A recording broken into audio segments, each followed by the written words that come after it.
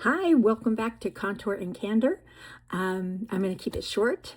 It's actually evening time, but I have most of my makeup on, but I bought a few things at the CVS this evening, and I thought I would jump on here and give them a try, and also maybe talk about something that just sparked in my mind. So I was over at my sister's house, my second oldest sister, and we were talking about getting rid of stuff, the stuff that has overtaken my life, clutter, things like that.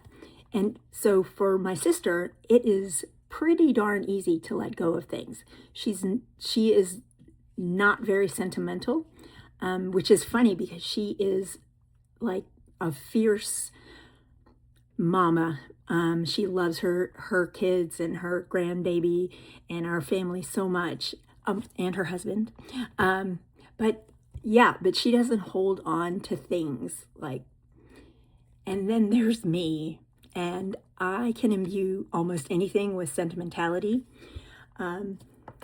Case in point, like they have discontinued my swigs, and I am like. I use them every day. I have 3 sea-themed swigs, and I am constantly afraid I'm going to break them or drop them, shatter them, and that only happened once, and I had to get a replacement, and I found it on eBay and was so grateful because it's my very favorite one, my very first one. It has turtles on it, and if you know the Golden Isles of Georgia, you know that we are kind of crazy about our sea turtles. If you're ever on Jekyll Island, it's definitely worthwhile going to the sea turtle sanctuary there. It's very cool. They do amazing work. Excuse me. But anyway, so sentimentality and things. It's not about the thing. It's about sort of what it represents in my life. And also the other thing, excuse me for 1 second. So, this is new and I'm excited. It's called e.l.f. Main Stain Lip Marker. And it is in Rose Macaron. So let's give it a go. I guess it's supposed to be long wearing, which is always nice, but I don't want it to dry out my lips. So we'll see how that goes. All right.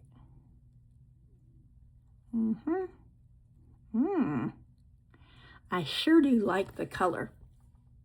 That's pretty. Okay, I'm going to look over here into the main makeup mirror.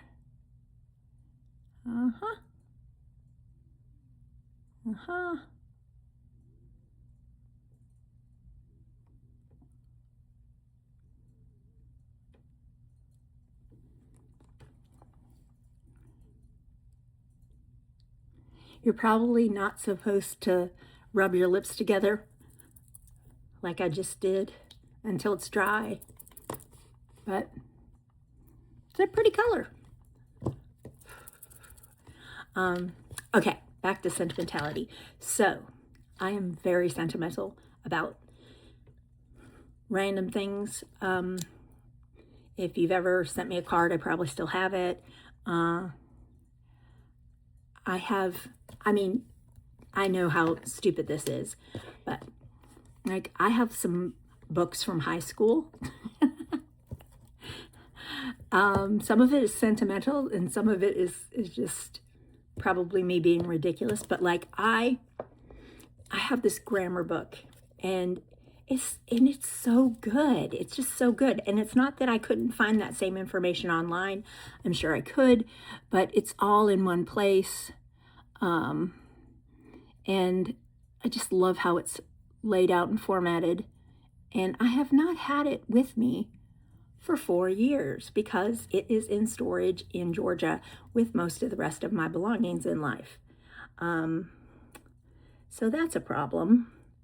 But yeah, like one of the things when I first moved to St. Simon's, I had another townhouse that I bought. That was the first house I bought, was in Lawrenceville, Georgia, outside of Atlanta, and I lived there for 16 years, which is still the longest I've ever lived any place in my life, any one dwelling. Strange to think of, but I was fairly new in my career when I first bought the house, and I'm not the world's best saver when it comes to my own money. Really good with other people's money, not so much with my own money. Although working on it. So yeah, when I first got there, I didn't have a ton of money, and so I still don't. I've never had a ton of money. Let's be honest. But this is the Anastasia Brow Wiz. Just good for filling in there. That's not new. I'm liking the lips though. I put this burning gloss on it, which was probably not my brightest idea ever. I don't even know where I put that. Oh, here. It's called Too Faced Lip Injection Extreme. I definitely feel it, but it's not horrible. It has a little bit of shimmer in it and put some moisture in. All right, so yeah, when I first moved into the first house I ever bought, I bought a couple of things, decor pieces. I still had a lot of things that were passed down to me from siblings, from parents, things that I bought on the cheap, just out of necessity during college and grad school, things like that. But it wasn't until I got to St. Simon's Island that I bought my first, what I felt like was a grown-up piece of furniture. It sounds so silly, but I bought this, I guess it's a sofa table kind of thing, but it's this long piece, and it's beautiful. It's solid wood and carved, but not overly ornate. It's just beautiful. I love it. And I bought it at a furniture resale shop, and I felt like it was a thoughtful purchase. It wasn't a necessity purchase. It was the quality, the style. It was me thinking about what is my style and actually procuring a piece that reflected that. I had other things that I bought that I loved as well. And I bought my house down there mostly furnished, and I loved the furnishings for the most part. But this piece was just special. And so I've moved several times since then, and I kept the piece. I had to move off island, moved to South Carolina as a result of the pandemic and job change forced by the pandemic. I should probably say what I'm using here. So this is a pen called Color Tattoo, and I have no idea who makes this. I should probably know. I think it's Maybelline. It's Maybelline. And I just thought it was pretty. The color is pretty. So there you go. And you can build it up, which is what I'm doing now. Yeah, so I moved to Columbia with this particular piece of furniture, and I moved back to St. Simon's with it, and then moved on St. Simon's again with it. So it's been with me for a while, and it's beautiful, but it represents kind of me coming into my own as style-wise. And decorating, kind of taking ownership like that. So I do love the piece, but more than that, I love what it represents. So as I am getting ready to, okay, backing up. When I first, when I was in the hospital, and my mom, my sister, my dad, my oldest sister, they packed up my townhouse, and they moved everything into 2 storage units. Fortunately, oh, actually, no, they didn't. Now that I think about that. So when I moved back from Columbia, I moved into a furnished home. So all of my belongings went into a double garage that the house I was renting had. And then when they decided that they were going to sell that house because the market exploded post-COVID on St. Simon's, and the guy who owned it was actually Scottish, and he had met someone during COVID back in Scotland, and so he decided he was going to stay in Scotland and marry her. They obviously decided to sell the house back on St. Simon's, which made perfect sense, but it meant that I had to move again, and so all of my stuff could no longer stay in their garage, and also, like, all of the soft furnishings, my couch and my mattresses and box springs and things like that were all in the study in my home that I was renting. So the house I found, I had very little time to find another house, and I found a townhouse that I could move into. It too was furnished, and it did not have a garage. So all of my furniture and like big boxes of things that I didn't need imminently were already in storage. I forgot about that. So while I was in the hospital, my mom and my oldest sister and my dad, they moved my personal things out of the townhouse I was renting, and they put it in a second storage, which was funny because obviously I was in the hospital, so I couldn't say, oh yeah, that's mine. Nope, that's Jane's, my landlady. Nope, that's mine. So they would like send me pictures and say, is this yours? Is this yours?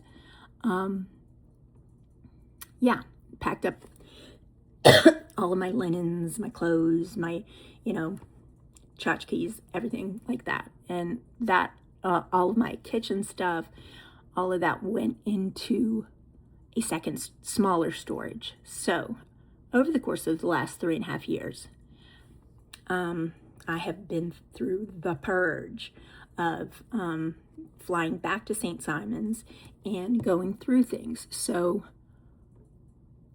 that has been extremely painful. It would be for anybody, but when you are sentimental, it is rough, let me tell you. And it's even made rougher by the fact that, like, I have to touch everything. I can't just say, oh, that box is marked X. Oh, we can give that whole box away. Nope, because I didn't even pack it myself. And if I did pack it, I would have packed it, like in the big storage, I would have packed it 3 years prior in South Carolina. So, yeah. So I had every single notebook. This is embarrassing to admit. I had every single notebook that I had taken notes. I have a system for taking notes. In fact, I'll show you the working notebook if I have it. Let's see. Yep. Ta-da! So I discovered these in like 2000, I think. And the thing I love about them is that they're divided like this, so you can put things in the margins and then the rest of your notes. And yes, I know my computer can take notes for me, my phone can take notes for me, and I use that particularly on Zoom calls. Zoom does a great job. If you are not letting it take your notes, you're crazy. But I still have to take the notes myself because it helps me focus, and it reinforces my attention, and what I'm learning or the information exchange. Even if I never look at it again, I find it useful, that process. Yeah, so from 2000, I started using these notebooks. I had every one I had ever used from 2000, the job in DC, to the job in Atlanta, for 16 years to the job at the college in Brunswick. I mean, you get the idea. I had hundreds of notebooks. And, oh, what you haven't seen, because that one doesn't have them, is I would have tabs, because I have been working at agencies for most of that time. You know, I'm juggling multiple clients. And so I would have a tab that would say which client that I would stick on a page for every new, like, exchange, or, you know, a new meeting, a new whatever. Yeah. So, I did get rid of all of them, I think. But that will tell you something about kind of how my brain works. It feels like I poured energy, effort, attention, ideas, creativity, all of that into those pages. And now I'm just going to throw them away. Nobody else they mean nothing to anybody else. But I carted them around to multiple states. Foolish, but that's just the way it is. I had floppy disks from college and graduate school for college floppy disks, grad school, the little hard square disks, computer disks. Yep. There's no way I could ever read them, but the thought of just throwing away that stuff that I worked hard on and that meant something to me, that, I don't know. I think I threw it all away. I may have a few. I think I kept a copy of my dissertation or my master's project. I don't know. I wasn't terribly proud of my master's project because of a lot of factors. Some of them my control, but most of them not, frankly.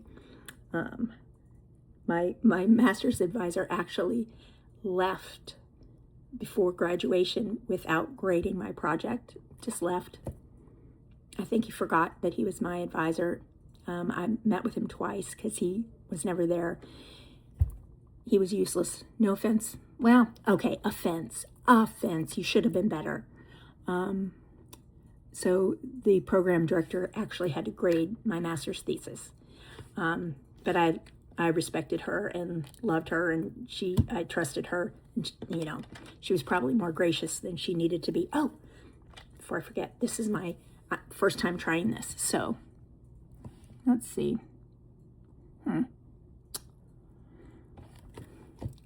I'll be honest, this is not Thrive Cosmetics.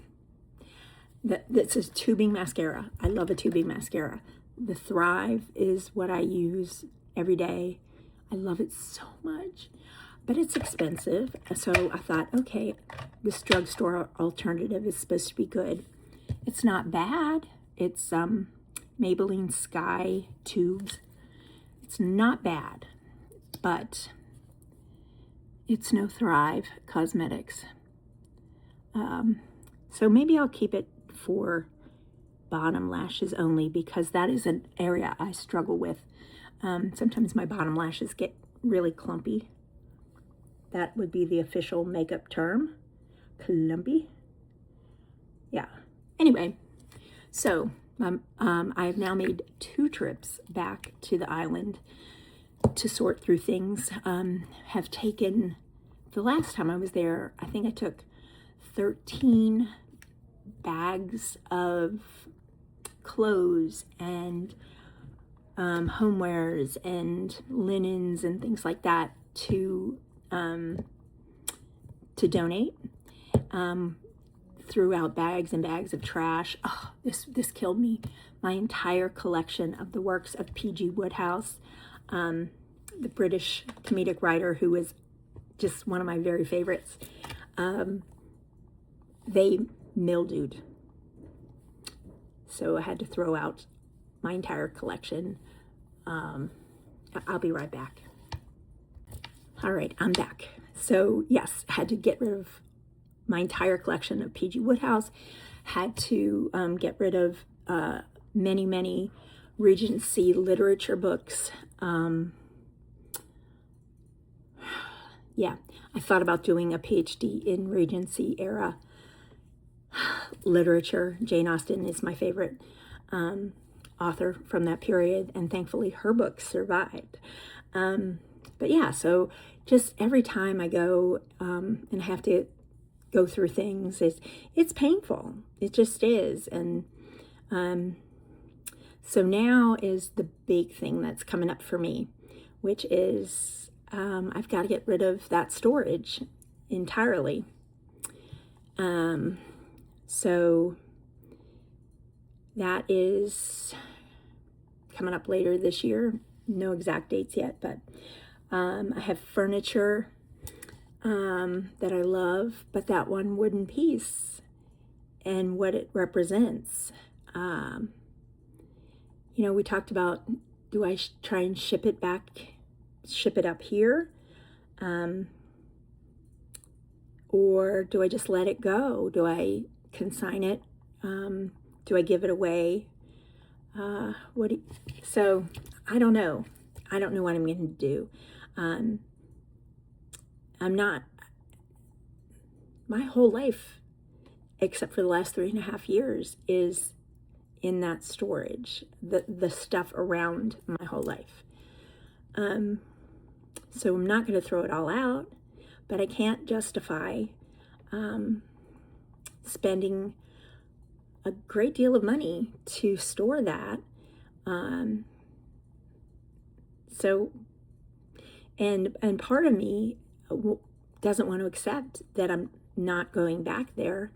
I want to go back. I'm still, in my heart of hearts, confident that one day I'll be back on that island, but I don't know when that's going to be, and I can't just continue to pay for storing stuff that doesn't really serve a purpose, and not to mention other people could be using.